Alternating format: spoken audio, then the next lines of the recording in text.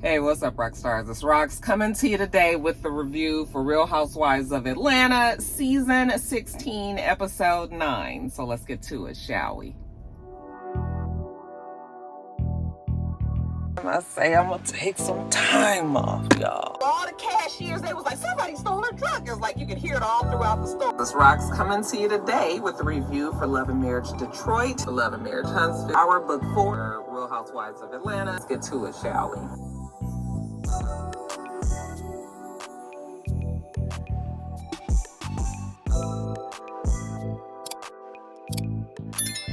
You guys, so the show starts with Cynthia trying to get clarity on what happened the night before. You know, Cynthia said that because she is a woman of certain age that she goes to bed early. Okay, I was like, I forgot Cynthia was even there. I was like, did Cynthia even stay in the house, child? But anyway, yeah, Cynthia was not out there at the pool with all the shenanigans that was going on with Porsha and the rest of the girls. You know, Porsha threatening to sleep with Charles. Shout out to Netta and Charles. You know, from what Porsha says. So when she's talking to the girls, you know, everybody is kind of telling her what happened. Of course, Kelly and Angela tell her how Porsha said that she should fuck Angela's husband. And then when she sits down with Porsha, you know, Porsha, she was just like, okay, Porsha, now what is this? You know, blame it on the Henny. You know, Porsha, I should have blamed it on the Henny. You know what? The Henny probably saved her because I was about to blow that shit up.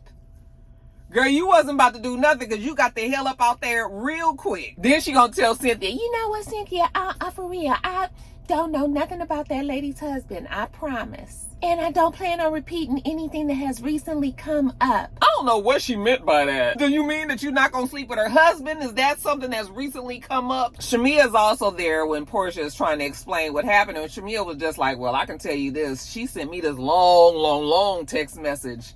I'm gonna read it to you guys. So she goes on and on, you know, pretty much what Angela said at the end of last episode is what she put in this text message, except of course it was way more. Okay, but those sentiments is what was in the text message. Shemia didn't understand why she was the one that got the text message. Suffice it to say, Angela is pissed. Okay, she sent that be blessed, I'm out, okay, deuces text message.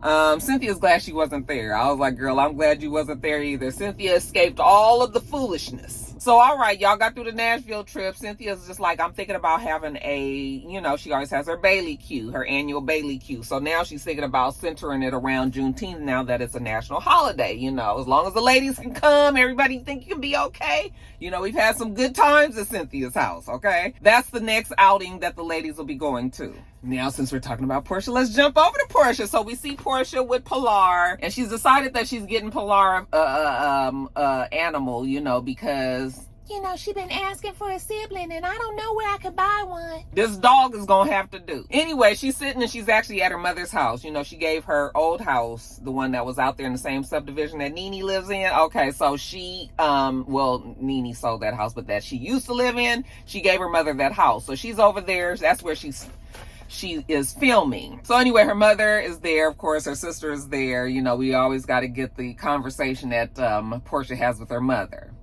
Diane. So she's telling them about the trip to Nashville and how, you know, while she was there, I had got a text message that Drew had filmed with Dennis.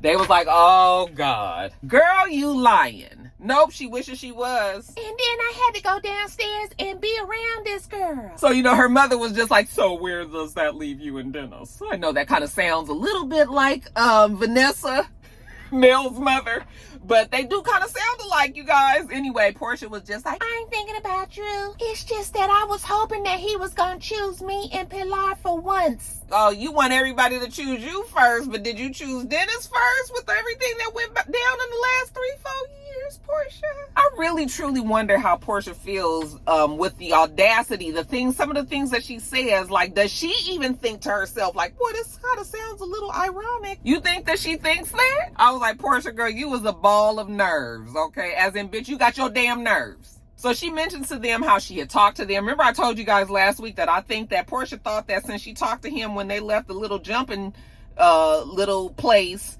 that she had put her foot down and that was it. She didn't think that Dennis was going to film with Drew. So, you know, at this point, Dennis is already an honorary housewife.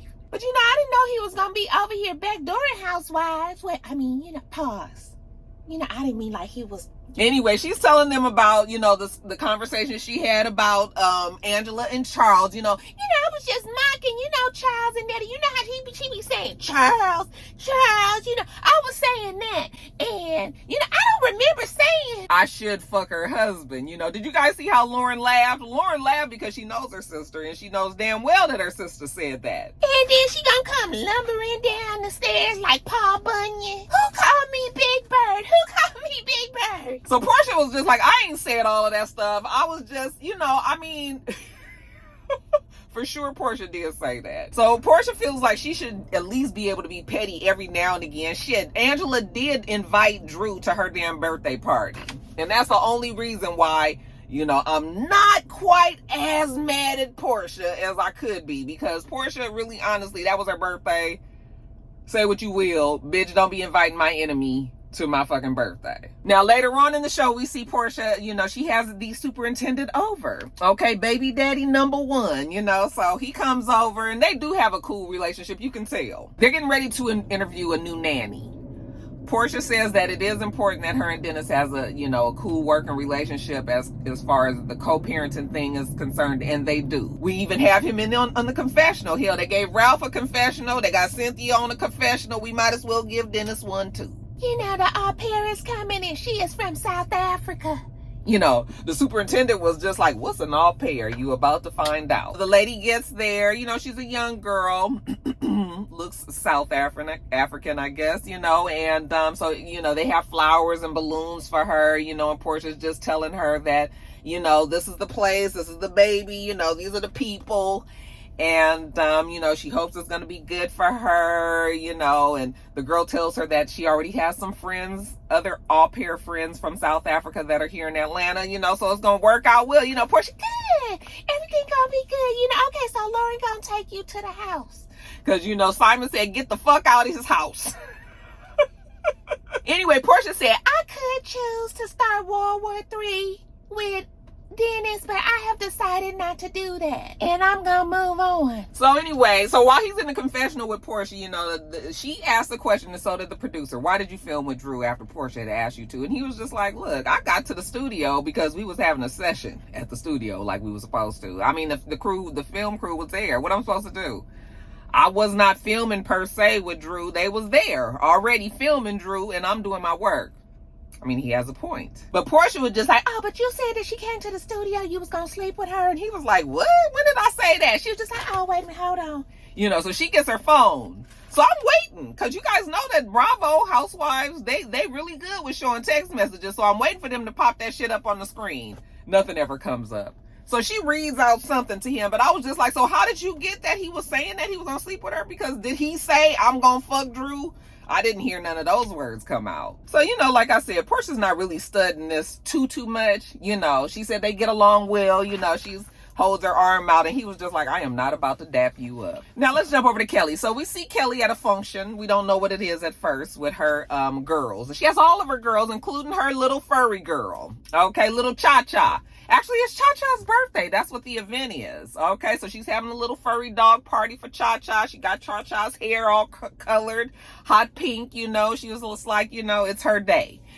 And so I imagine what would happen at a dog party. People come with their dogs. Britt is also there with her little dog. I forgot what the name of the dog was. She has a white dog. Rocky is a lover of all dogs, so very, very cute. Okay. Mimosa. I think that's what the baby's name was. Anyway, Britt is telling Kelly, when they have a little chance to step away, that her mother is moving in with her, so she's going to be helping her mother move out of the house that she's in. So her sisters, one of the silver linings of the cloud that Kenya left over Britt was that her sisters reached out, some of them, and they're trying to be supportive of Britt. So that's kind of opened the door, because they haven't been friends really since the father died. Everybody been funky and salty and awkward and tension and everything. So maybe we getting back on track. Maybe it's a good thing that, Kenya printed the pictures of her sucking somebody's dick. So then they start talking about the party that Cynthia is going to be having. All the girls are going to be there. It's a Juneteenth shindig.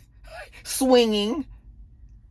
Not that kind. The party should go fairly well. Now, when we see Britt and her sisters get together, we see that they're there and they're packing up the house, you know, and just kind of talking about memories and everything. Like I said, not all the sisters came around. One of them is there. One or two of them, I don't even remember, you know, but anyway, they're there and they're helping packing up. So Britt says that selling the house makes her sad because it's kind of like the last memories that she has of her father, you know, so I could understand that. So I was just like, oh, that's pretty sad. How long had that mom been in the house, you know? So anyway, they're talking to the mom, and the mom was like, you know, she had been in the house since 2014. And I was like, okay, well, not really that long. But I mean, you know, that your home is your home. So you do grow attached to your home, even if it's just been 7, 8 years at that point, you know. So I was just like, yeah, I mean, I still would be sad because, you know, who wants to move in with their kid? I mean, I don't think that that's something that I ever would want to do. I mean, maybe it would happen and I get in my older years, but you know. So anyway, I'm listening to the story, you know, and I was like, well, yeah. So then they say that the father had only been in that house for 1 year because he didn't even get to be in there a year. He died. So then I was just sort of like, okay, all right. I'm gonna still give her a pass, but I'd be remiss if I didn't mention that. Girl, why? I mean, you said your daddy wasn't even really in this house. Like, are y'all trying to create some heartstring pulling moments is what I'm trying to say, because your dad wasn't even really in that house that long. You know? Okay, I know, that's wrong, Roxanne. Don't be that way. Don't be that girl, Roxanne. But I was just sort of like, y'all trying to make us feel a little sorrier because dad ain't even been in this house for a hot second. And it's not like that was, you know, Big Mama house from 1948 and, you know, it got passed down generations and shit and all. You know? Okay, all right. That's not right. She is allowed to feel sad that her mother is selling her house. I know, Roxanne. Don't be that way. Don't be that hard on Britt. Y'all know what I'm saying though, right? Okay. So what was nice about that scene was they had like generations there. Okay, Big Mama was there actually. Okay, she would do like, y'all need to make sure Dad. I said, come on, Granny Wisdom. What you say? You have a good God. Y'all need to stop fussing and acting crazy. I said, Granny, that's all they know how to do on this show. And they done wrangled and pulled you in on the shit too. That's right, Granny. Give them the knowledge. Okay, sometimes you gotta be that fist. Now, jumping over to Shemia. So we see Shemia, she goes and visits the surrogate. I forgot the girl's name. Okay. But remember, even though that surrogate is not going to work with her any longer, because she had her own health issues or whatever, she has found someone. Remember, she told Shemia she had somebody for her. So the girl's name is Is it Ashley? Asha. And Asha's there. Asha, you know, is the perfect candidate. She's willing to carry the baby for Shemia and her husband, you know. And Shemia was just like, oh, let me call Issa. All right, guys, I'm not going to call him. He actually is a very handsome guy. Actually, he's handsome, but like oddly handsome. He's handsome in the way that I always say that Nicole Murphy is oddly beautiful. It's like that very like exotic, different kind of. He is a good looking man, okay? But he do still look a little bit like Issa, but you know, Shemia my girl, so I'm gonna stop doing it. I'm gonna stop. Anyway, she FaceTimes her husband, and he also seems like a really cool dude. That's why I don't like to keep harping on it, but it is a little bit, y'all. Anyway, she FaceTimes him, and you know, he's just like, hey, nice to meet you. You know, he seems like he's really supportive and excited about this, you know, and the girl says that she's on board, and he says, okay, well, we're ready. And so, yeah, it looks like that they're starting a journey. I'm wondering if the girl is now pregnant. Maybe that's something that they'll announce at the end of the season. You know, we'll still see as the season plays out. But, yeah, medically, she's perfect. So, you know, the girls put their hands together. 1, 2, 3, pregnancy. Now, let's jump over to Angela. So we see Angela working out with Charles. You guys, I must tell you this. I'm enjoying Angela. I think that Angela is a really, really good choice for the Housewives. We wasn't sure how it was going to work out. I felt like Kelly was a good choice from the beginning. I wasn't sure with Angela, but I am enjoying Angela even more than I think I like Kelly. And I think that Angela is good because she knows how to, she somehow manages to feel like old school housewife in a very new school housewife situation, you know?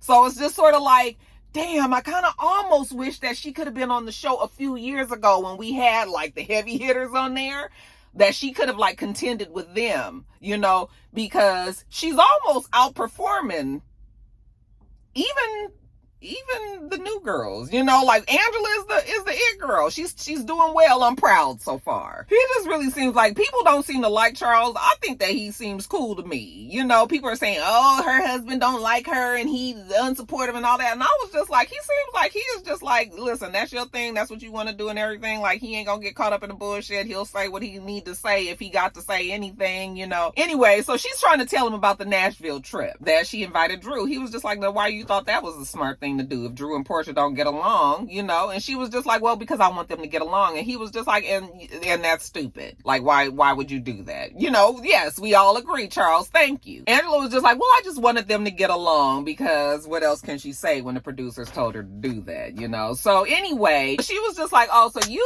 just all on team Porsha, huh? Okay, well, let me just ask you a question. Since you so big on Porsha, she's saying that she could fuck you. Apparently you just so fuckable. And he was just like, she don't know me. She don't know. She's not able to just sleep with me. Okay. I was like, really, Charles? You kick Porsha out of bed? Actually, you know, maybe some men would. So, you know, Charles is just like listening to her and he is just sort of like, you know, you was wrong. I mean, like, why would you say that to that lady? You know? And he ain't even got nothing to do with you. You shouldn't have said that. Charles's whole thing was just like, none of that even matters, Angela. You know, it's always the voice of reason saying like, you know, all that shit is petty and everything. But I guess when you are really in the moment, afterwards, of course, you're going to be like, yeah, I was tripping. It wasn't even that big a deal, or I was childish or whatever. But I guess when you in the midst of all that and all them ladies is coming at you, you know, maybe you do kind of act out of character. So Charles tells her, you know, she can't fuck him and don't worry about it, you know. And again, like I said, Angela is navigating just fine. Now, let's move on to Cynthia's Juneteenth party. Now, like I said, we've had some great times at Cynthia's house. Cynthia's house is the perfect place for something like this because she has a very wide open plan, right? She has that big couch. All the girls sit there. I mean, I want them one time to just show all the clips of them just like having like conversations at that couch. Good times, right? It's Juneteenth weekend, but because it's Atlanta, and Atlanta will do it to you every time, child, it's raining. Last year was a very rainy year. It rained all the time, especially during the summer. So, yeah, it makes sense. Britt gets there, you know, remember she's going to have Cynthia's going to have the prophet there. So Britt gets there. So, you know, Cynthia's just telling her she's going to be there. Hopefully it's going to be a really nice time with all the ladies on their way. You know, actually she's hoping that they all come because it's raining so much, honey. Bravo said, bitch, get your ass there for the party. On cue, the prophet gets there next. Okay. And she gives Britt an early read, starts telling her about her husband, you know, him selling the car and all that. You know, Britt is just like, well, damn, how did she know that? I ain't tell nobody. But I've been saying Britt this whole time. Britt is there too, but I meant Kelly. So Kelly is there, and the lady gives Kelly an early read. But that's when Kelly is just shocked that this woman knows so much about her life she hadn't told nobody but Britt. I said, well, then you told some damn body. And side note, you guys, this prophet, I don't like her. Something about her I don't trust. I was just like, she talked too fast. She a little too hip. I need her to get some spirituality about herself. You know, I need her to talk a little bit slower. I need her to sound like I was like, girl, you look like you watch a show like the rest of us. Shemia gets there next, and Shemia's got on her whole Kenyan, African dashiki wear. You know, she was just like, my husband is Kenyan. Of course, I'm going to get here in the Kenyan wear. So anyway, while they're all sitting there, the ladies all start to get there. Everybody is sitting down at the couch. Okay, so we about to get this reading on. Okay, the group reading. And the lady tells them all that she knows that they are busy. They're going through a lot of things. However, you know, sometimes you can be ignoring sex in your relationship. I said, oh, so that's the topic that the prophet comes up with. That's the topic, okay? Yeah, I don't believe her. We don't believe you, girl. So anyway, while they start talking about sex, you know, Angela was like, well, let me listen because, honey, Charles is the most unromantic person around. Why we also love Angela is because she can laugh with herself. But she was just like, honey, it's me and my man against the world. So she don't even care. Anyway, the prophet turns to Shemia and tells her that it's her money year, you know, and Shemia was just like, okay, you know, and that sometimes it's good to just lay low, okay? And so I was cracking up because you know, Shemia can be a lot. So anyway, we having a good time. Now Porsha gets there. Porsha was late. She hugs everybody, greets everybody. Of course, the tension is a little bit there now that Angela and Porsha and, you know, all of this. So, you know, when Porsha sits down, Porsha just like, girl, you can just go on and read me right now, and, you know, depressed. This divorce got Porsha feeling mighty low. Then and Drew gets there. Drew is the last person to get there, okay? And of course, she's pouring it on thick. She runs up to Angela, you know, and gives her a hug. Hey, you know, that's her bestie. And really looking at Angela, she looked like she could use a friend right now, okay? I'm sure she's feeling ganged up on, so it's fine. So anyway, they sitting there. Somebody says, well, you know that Drew is an actress, Angela, so, you know, and they was like the medium, the psychic, what's the child? The prophet was just like, hey, all right, let's not start that. She was like, I'm gonna meet with Drew privately. Drew was just like, yeah, because I don't want to share with everyone, okay? And Porsha was just like, girl, this bitch come to the party and she say that she tell the truth in private, but in public she be lying. Girl, go on with the rest of them. So now we start the petty arguments with Angela. Ding, ding. First we got Angela and Britt. It's funny because they actually can play the dozens. Both of them can go back and forth. Britt tells Angela she needs to use her mouth more often. And Angela was just like, oh yeah, honey, like you use your mouth. I see them stretch marks all around your mouth. I was cracking up. She was like, Britt, you're a whore. Even though I really hate women calling other women whores. Like, that is such a severe, that's like calling somebody a cunt. Okay? Like, it's such a to me. But she was like, you're a whore. And Porsha was like, oh, not whore. Britt came right back and was just like, maybe you need to be a whore to your man. So yes, they was going back and forth. It was funny. It was shady. I did laugh. I enjoyed it. Okay, if I was there, I'd have been sitting there smiling. Drew, of course, was like, I had to get up from over there, you know, because, ooh, that was a little bit too much toxicity for her. I said, no, girl, you just didn't want to get talked about, okay? Get out of the line of fire. So then they started up about Charles supposedly having this baby or whatever, and Shemia was saying, like, how that would have hurt her feelings if somebody would have told her that her husband had a baby on her. But hell, because they've been trying to have a baby so long, it's just sort of like, well, can we have that baby? Anyway, so the medium, God, what is she? Psychic, therapist, prophet. The prophet was like, okay, let's move on. You know, she tries to have a little lesson moment for the ladies. Okay, civil rights, even though we know civil rights might not be everybody's bag. Porsha. Anyway, so, you know, after that, the ladies, they all get up, they go get something to eat. So far, it's been a fun party. Okay, it's raining cats and dogs outside, but the ladies, ain't nobody had no knockdown, drag out fights. I'm pleased, you know, so they all make their plates and everything. Then we get back to the couch. I said, oh, even more? Cynthia says that she wants the day to be about peace. It is Juneteenth and everything. So now she's going to try to get the ladies to talk, the ones that have problems with each other. So, first ladies up. Cynthia's going to need Angela and Porsha to come to the other room. Let's talk. Okay, so Portia's Cynthia's sort of the mediator. Well, not really. She just puts them together, but she leaves the room.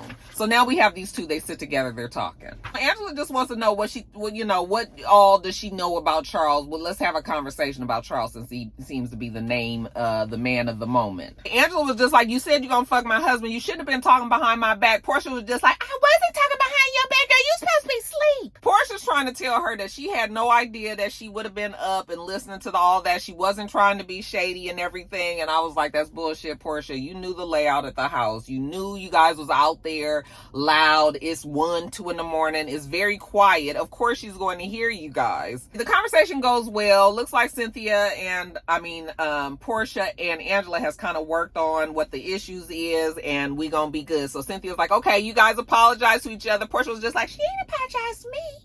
Okay, so Angela apologizes to her. Porsha then again apologizes back, and so now we look like we fixed this situation. But Angela, stay put. Okay, Porsha, you can go on back and join the rest of the group.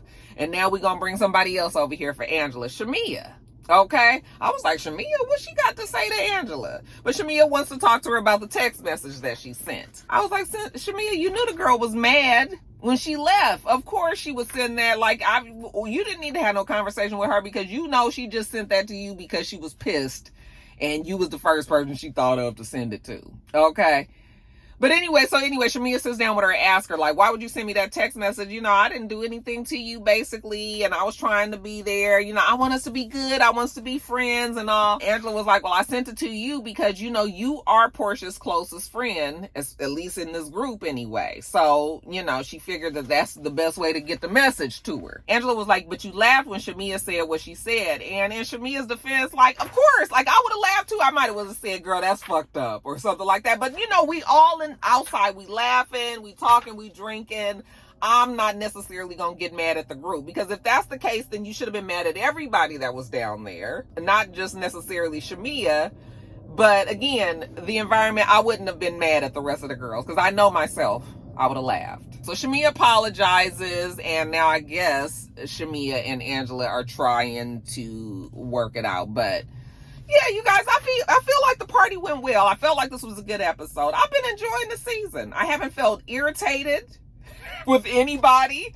You know, it is what it is. I thought this was a good episode. I enjoyed the party. You guys let me know what you thought about all that. All right, you guys, that's it. I'm going to get all these videos up and edited to you guys. I hope you guys enjoy. Make sure you thumbs up the video, comment, subscribe to the channel. I'm Roxanne. The channel is It's Rox. Everything else I do will be in the bottom bar. All right. So I hope that you have a wonderful, wonderful rest of your day, and I plan on doing the same. I know this hair got on y'all nerves today. It needs to be done, y'all. That's why I look crazy.